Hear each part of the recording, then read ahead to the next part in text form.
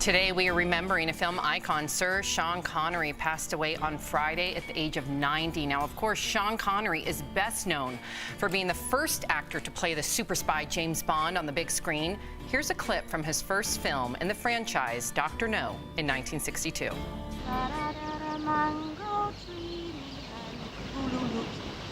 Underneath the mango tree. What are you doing here? Looking for shells? No, I'm just looking. But it's this icon catchphrase from the film that everyone remembers best. I admire your luck, Mr. Bond. James Bond. Sean Connery's iconic film roles didn't stop with the Bond movies. He was in so many amazing films like Red October, The Rock, Indiana Jones and the Last Crusade. Connery even won an Oscar for Best Supporting Actor in The Untouchables.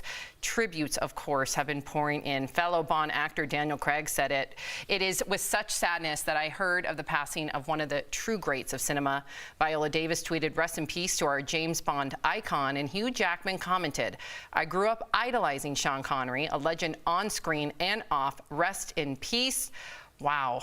We were all texting one another about it this weekend. Quite the loss. Definitely a film legend icon. Do you have a favorite Sean Connery film, Jeff?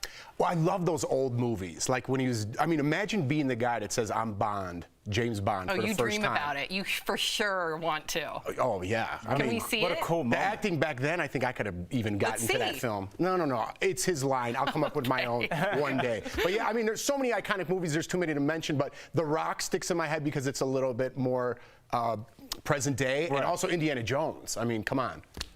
Yeah, I mean, for me, Sam, it's The Untouchables, but I want to take a second to give a shout out to his wife.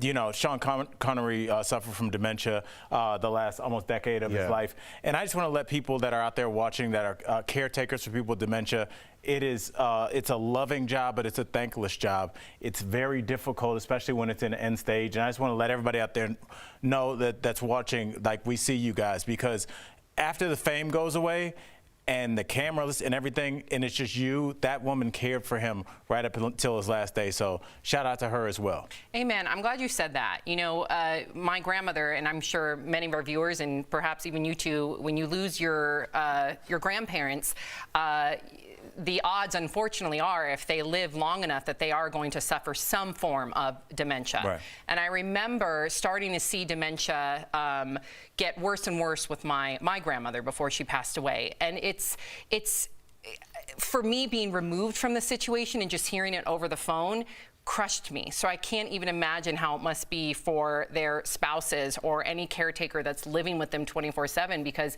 you lose a part of them. Definitely. And it's absolutely heartbreaking. And I also want to take note to a lot of his charitable work. So he was a very charitable person, very philanthropic, and he will sorely be missed.